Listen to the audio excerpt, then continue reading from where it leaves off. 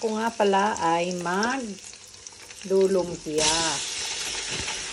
So, ayan. Pero ang ating sahog ay walang iba kundi ang tokwa. Igisa lang muna natin yung tokwa. After nating imekos-mekos yung ating tokwa, ayan, okay na siya. Ito naman ang ating ilalagay. O, ang dami nating carrots, no?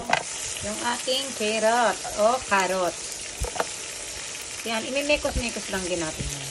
Ayan, pwede na natin ilagay yung ating kamote. Yung ating kamote. So, ganun din, imekos natin at papalambutin lang natin siya ng bahagya. Tatakpan lang natin siya. So, ayan, okay na yung ating kamote. Ilalagay na natin yung ating cabbage o repolyo, no? Ayan, nako. Marami yata tayong magagawa. Ang repolyo ay napakadali lang naman niyang maluto, no? Kahit nga hindi yan lutuin, pwede. Pero syempre, kailangan natin siyang lutuin. Ayan, okay na. Luto na yung ating gulay.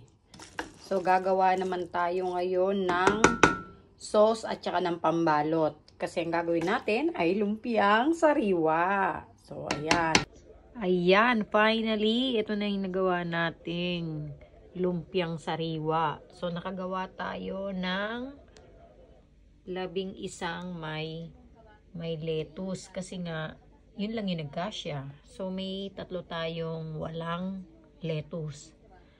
Ang total na nagawa natin ay 14. So, 14 pieces ang nagawa natin. At itong pambalot na yan ay, syempre, homemade pambalot, no? Homemade, lumpiang sariwa pambalot. O, diba? Ganyan lang talaga. Pagka gustong gawin, magagawa. So, yun lang. Ay, nako, takam-takam na ako. Gusto ko nang kumain talaga niyan. Ito naman yung natira sa gulay natin, no? Sa ginisang gulay. So, ang gagawin naman natin sa kanya, ibabalot naman natin siya sa wrapper. Ang gagawin natin ay lumpiang pirito naman. O, diba? Tapos, ilalagay natin siya sa freezer para pwede pa natin siyang makain kung kailan natin gustong ipirito. O, diba? Wais. Ito na nga pala yung ating lumpiang pirito. So, naibalot natin at ilalagay na natin siya sa freezer. Diba? Para pagka gusto lang natin iluto, magluluto tayo. O, diba? Ganun lang. Para makatipid. Ito na nga pala yung ating yung ating ginawang lumpia. Ayan. So, ayan. Diba? Tayo ang unang, syempre, titikim nito. So, alam ko naman yung lasa na nito. Kasi nga, syempre, gumagawa naman ako nito dati, no? At matagal talaga akong hindi nakagawa. Kaya, syempre, na-miss ko yung lumpiang sariwa ko.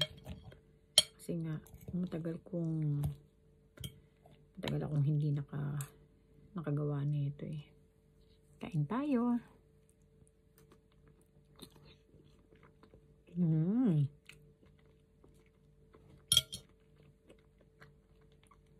Harap talaga. Yung kahit na tokwa lang yung natin, sahog natin. Sarap talaga.